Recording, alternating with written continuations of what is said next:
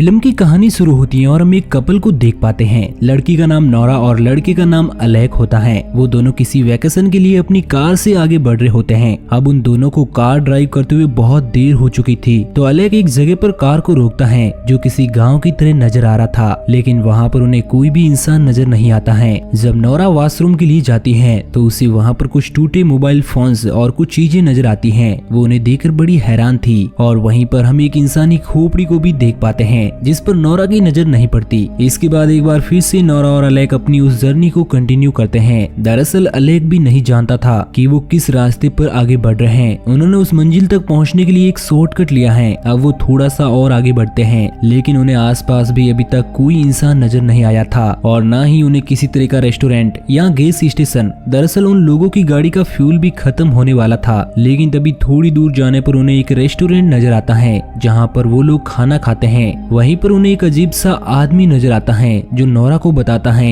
कि उन लोगों को यहाँ पर खतरा है। नौरा उसकी बात को इग्नोर कर देती है क्योंकि वो आदमी बहुत ही अजीब हरकतें कर रहा था और उसे लगता है कि शायद वो आदमी पागल है। वो दोनों उस आदमी को इग्नोर करके अपनी कार से वहाँ से आगे बढ़ते हैं और थोड़ी दूरी पर उन्हें एक गैस स्टेशन नजर आता है जहाँ से वो फ्यूल डलवाते हैं और गैस स्टेशन का मालिक उन दोनों को बताता है कि कुछ ही दूरी पर कुछ प्राइवेट केबिन मौजूद है जहाँ पर रुककर वो थोड़ा आराम भी कर सकते हैं। अब वो लोग उस गैस स्टेशन से आगे बढ़ते हैं। अब उन दोनों को आगे बढ़ते हुए काफी देर हो जाती है और अब शाम भी होने वाली थी और वो दोनों बहुत ही बुरी तरह से थक चुके थे। तभी उन्हें रास्ते में वही केबिन्स नजर आते हैं जिसके बारे में फ्यूल स्टेशन के मालिक ने उन्हें बताया था। वो लोग डिसाइड करते हैं कि वो आज रात को यहीं पर रुकेंगे। वो दोनों कार से उतरकर उस केबिन के अंदर जाते हैं जहाँ पर उन्हें एक आदमी मिलता है जो उन दोनों को देखकर बहुत खुश होता है। वो आदमी देखने में बहुत ही ज्यादा अजीब था जिसे देखकर नौरा बहुत ही अनकंफर्टेबल फील करती है। वो अलैक को बताते हैं कि उन्हें यहाँ पर नहीं रुकना चाहिए, लेकिन अलैक उसकी किसी भी बात को नहीं मानता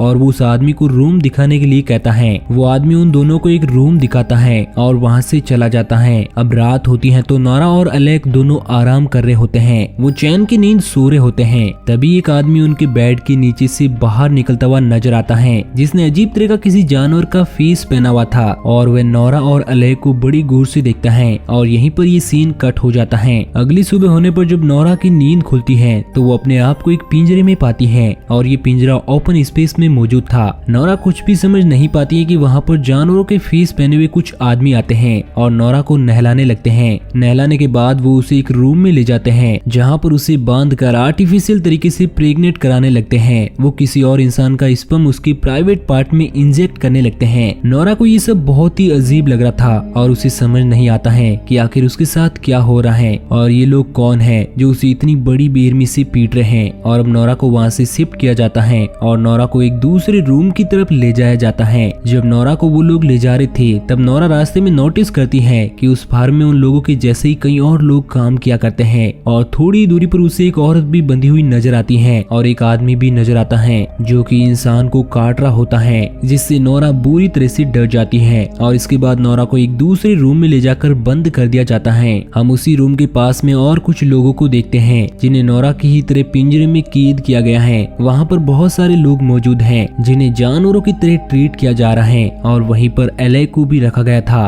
कुछ लोग वहाँ पर आते हैं जिन्होंने मास्क पहना हुआ था। वो एक आदमी जो कि पिंजरे में बंद था उसे बड़ी ही बेरहमी से खत्म कर देते हैं जैसे कि किसी जानवर को किया जाता है। वो उस आदमी को लेकर वहाँ से एक दूसरे वेयर हाउस में पहुंच जाते हैं जहाँ पर और भी कुछ लोगों की डेड बॉडीज रखी हुई थी। दरअसल वो लोग इस वेयर हाउस में इंसानों को काटकर उनका मांस दूसरे लोगों को सप्लाई करते हैं। इसके बाद हम एक और मास्क वाले इंसान को देखते हैं जो उसी केबिन के मालिक के पास कुछ मांस के टुकड़ों को ले जाता है और वो केबिन मालिक से कहता है कि उन्हें जल्द से जल्द खाने की डिलीवरी करनी चाहिए क्योंकि ये खाना उनके लिए बहुत ही जरूरी है। यहाँ पर हम समझ पाते हैं कि वो लोग मांस को ही खाया करते हैं और जो लोग फार्म में काम करते हैं वही लोग उन इंसानों का मांस खाते हैं और इसमें उनका साथ केबिन मालिक भी देता है और वो लोग उस मांस की सप्लाई भी क्या करते हैं। इसके बाद हमें केबिन मालिक को दिखाया जाता है जिसके पास एक कॉल आता है और उसे बताया जाता है कि एक स्पेशल आदमी उन लोगों के फार्म में आने वाला है जिसके लिए उन्हें खाने की तैयारी करनी है। इसके बाद हमें फार्म का सीन दिखाया जाता है जहाँ पर औरतों को बड़ी बेरहमी से रखा हुआ था और उनसे जबरदस्ती किसी मशीन द्वारा मिल्क भी निकाला जाता है ताकि वो लोग उस मिल्क को भी बेच सके। इसके बाद हम उसी आदमी को देखते हैं जिसने केबिन मालिक को कॉल लगाया था जिसकी स्पेशल डिमांड पर उसका स्पेशल खाना तैयार किया जाता है। इसके बाद हम एक और लेडी को देखते हैं जो उसी पिंजरे में कैद थी, जो अभी भी माँ बनी थी और उसके हाथों में एक छोटा सा बच्चा मौजूद होता है।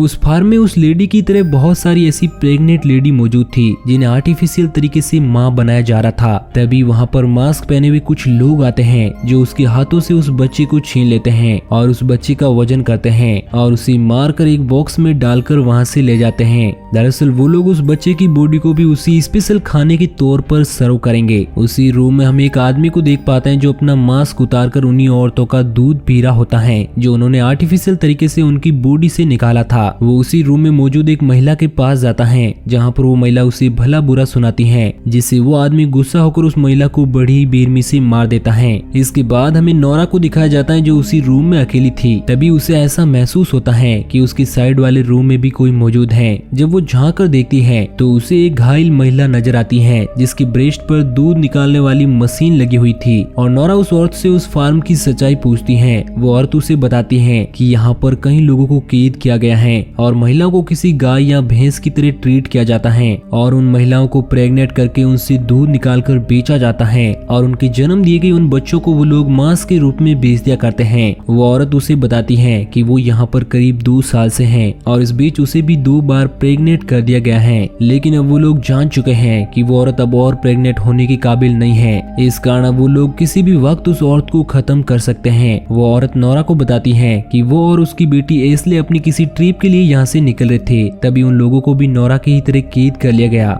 ये सारी बातें सुनने के बाद नोरा उस औरत को बताती है कि वो यहाँ से किसी भी तरह उसे और उसकी बेटी एस्ले को बचाकर निकाल कर ले जाएगी। थोड़ी ही देर बाद उन मास्क वाले लोगों का लीडर सभी लोगों को बताता है कि अब उन्हें उन महिलाओं को खत्म करना है जो दूध देने के बिल्कुल भी लायक नहीं है और ना ही प्रेग्नेंट हो सकती है। इसके बाद कुछ मास्क पहने हुए आदमी उसी औरत के पास आते हैं और उसे वहीं पर लटका दिया जाता है और बड़ी बेरहमी से उसके बॉडी पार्ट्स को काटकर एक डब्बे में डाल दिया जाता है और उसे वहां से ले जाया जाता है। नोरा ये सब छुप कर देख रही होती है और वो बहुत ही ज्यादा डरी हुई थी। तभी वहां पर अलेक पहुंच जाता है जो किसी तरह अपने आप को उन लोगों से छुड़ाकर भाग चुका था। वो नोरा को लेकर वहां से भागते हुए आगे बढ़ता है, लेकिन रास्ते में उसका पैर एक ट्रैप में फंस जाता है। इस कारण वो नोरा को वहां से भागने के लिए कहता है। नोरा अलेक को छोड़कर वहां से अकेले ही भाग जाती है। इसके बाद वहां पर 2 लोग आते हैं जिन्होंने मास्क पहना था। वो लोग एक पत्थर से अलेक को वहीं पर मार गिराते हैं। इधर भागते हुए नोरा उसी रूम में आ जाती है जहाँ पर इंसानों को बांधकर पिंजरे में रखा हुआ था। वो वहाँ पर मौजूद एक आदमी से पूछती है कि आखिर इस फार्म में भागने का रास्ता किस तरफ से है। तो वो आदमी नोरा को बताता है कि यहाँ पर बहुत सी गाड़ियाँ मौजूद हैं जिनकी मदद से वो यहाँ से भाग सकती हैं और उन गाड़ियों की चाबी उन सभी लोगों के लीडर के घर में मौजूद है। उसकी बातें सुनकर नोरा वहाँ से गाड़ियों की तरफ भागने लगती है और भागते हुए वो एस्ले के पास पहुँच जाती है क्योंकि उसने उस औरत से वादा किया था कि वो उसकी बेटी एस्ले को भी वहाँ से बचा कर ले जाएगी। अब नोरा एस्ले को लेकर वहाँ से गाड़ियों की तरफ आगे बढ़ती है जहाँ पर उसे एक खाली बस नजर आती है, तो वो उस बस में जाकर बैठ जाती है। इसके बाद नोरा एस्ले के साथ उसी जगह पर आती है क्योंकि उस बस में चाबी नहीं थी। उस घर में सभी गाड़ियों की चाबियां रखी हुई थी